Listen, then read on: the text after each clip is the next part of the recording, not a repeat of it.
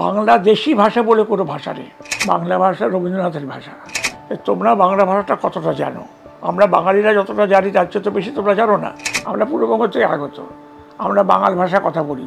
বাংলা ভাষা কোনটা, বাংলাদেশি ভাষা কোনটা, এইটা আইডেন্টিফাই করার ভার কোনো পুলিশ কর্তৃপক্ষের নেই। যে ভাষার জন্য এমন হন্যে, এমন আকুল হলাম। বাংলা ভাষা উচ্চারিত হলে এককালে নিকোনো উঠোনে ঝরে পড়ত রৌদ্র। এখন লাঠি উঁচিয়ে তেড়ে আসে ভিন রাজ্যের পুলিশ, কেটে দেওয়া হয় জল বিদ্যুতের সংযোগ। দিল্লি পুলিশের কাছে বাংলা নাকি বাংলাদেশি ভাষা। বিজেপি নেতা অমিত মালব্য আবার মনে করেন বাংলা ভাষা বলে কিছু হয়ই না।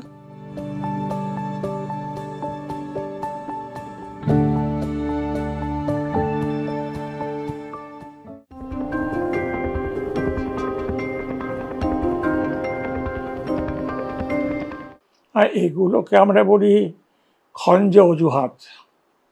কোনো একটা বিষয় নিয়ে কোনো একটা ভুল করে ফেললে সেই ভুলটাকে জাস্টিফাই করার জন্য মানুষ অনেক রকম চেষ্টা করে।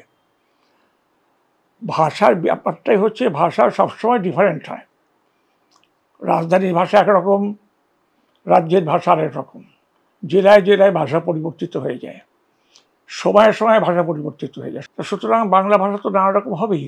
কিন্তু আমাদের দেশে যেটা হচ্ছে এখন, সেটা হচ্ছে যে কিছু বাংলাদেশি সন্দেহে কিছু মানুষকে ধরা হচ্ছে এবং সেটাকে জাস্টিফাই করার জন্য এ সমস্ত কথা বলা হচ্ছে। তোমরা বাংলা ভাষাটা কতটা জানো? আমরা বাঙালিরা যতটা জানি তার চেয়ে তো বেশি তোমরা জানো না। সুতরাং তোমরা যে এত ব্যাখ্যা দিচ্ছ, সেটা বাঙালির কাছে তো খুব হাস্যকর মনে হবে। কেননা আমরা জানি বাংলা ভাষা কোনটা কোনটা নয়। আমাদের সঙ্গে বাংলাদেশের ভাষার একটু তফাৎ আছে। তফাৎ মানে নানা রকমের, ওখানে যেরকম কিছু পার্শ্বিক শব্দ বা ওই ধরনের আরবিক শব্দ কিছু ঢুকে গেছে, বা কতগুলো তারা নিজস্ব মতো করে করছে, তাতে আমাদের বুঝতে তো কোনো অসুবিধা হচ্ছে না। কিন্তু ভাষাটা তো বাংলাই। বাংলা ভাষা কোনটা, বাংলাদেশি ভাষা কোনটা, এইটা আইডেন্টিফাই করার ভার কোনো পুলিশ কর্তৃপক্ষের নেই। এটা সাধারণত আমরা বাঙালিরা ডিসাইড করবো যে কোনটা বাংলা কোনটা বাংলা নয়। বাংলাদেশে বাংলা ভাষাই বলা হয়, আমাদের দেশেও বাংলা ভাষাই বলা হয়। বাংলাদেশি ভাষা বলে কোনো ভাষা নেই।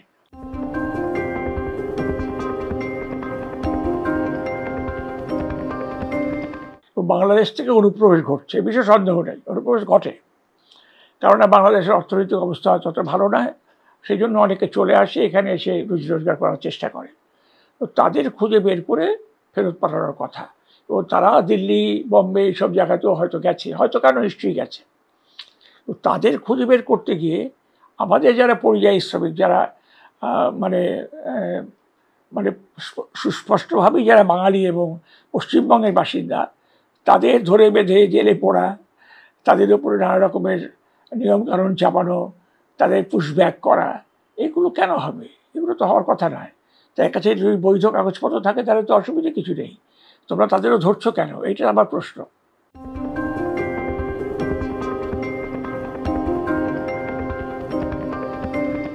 পরিযায়ী শ্রমিক সব দেশে আছে।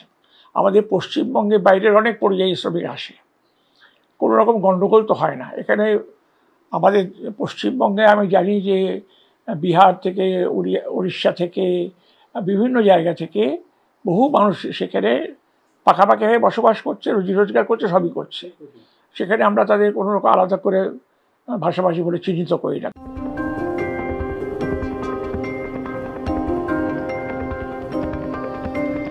আমরা পূর্ববঙ্গ থেকে আগত, আমরা বাঙাল ভাষা কথা বলি। সেই ভাষা কলকাতার লোক যে বুঝতে পারে না তা তো নয়। আমি যে ঢাকাই ভাষায় কথা বলি, কলকাতার লোক বুঝতে পারে, হয়তো তারা বলতে পারে না, সেটা অন্য ব্যাপার। চট্টগ্রামের ভাষা সে বুঝতেই পারবে না, তারপরে চট্টগ্রামের ভাষা কি বাংলা নয়? এটা বলা তো খুব অন্যায় হবে।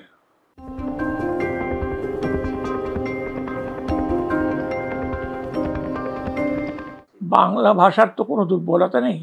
বাংলা ভাষা রবীন্দ্রনাথের ভাষা। বাংলা ভাষা প্রথম ভারতীয় ভাষা যা ডেভেলপ করেছিল, বেশি ডেভেলপ করেছিল। তার কারণ আমরা ইংরেজি শিক্ষায় শিক্ষিত হয়ে আমাদের এখানে একটা বিপ্লব হয়েছিল, তাকে আমরা রেনেসা বলি।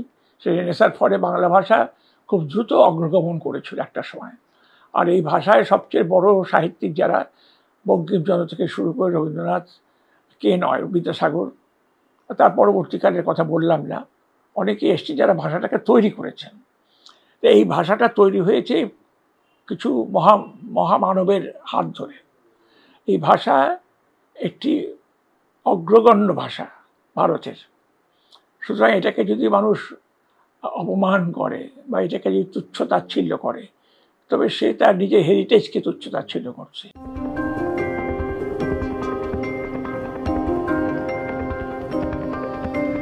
বাঙালিরা তো আন্দোলন খুব করে, কিন্তু ভাষা নিয়ে তাদের খুব একটা আন্দোলন করতে দেখি না।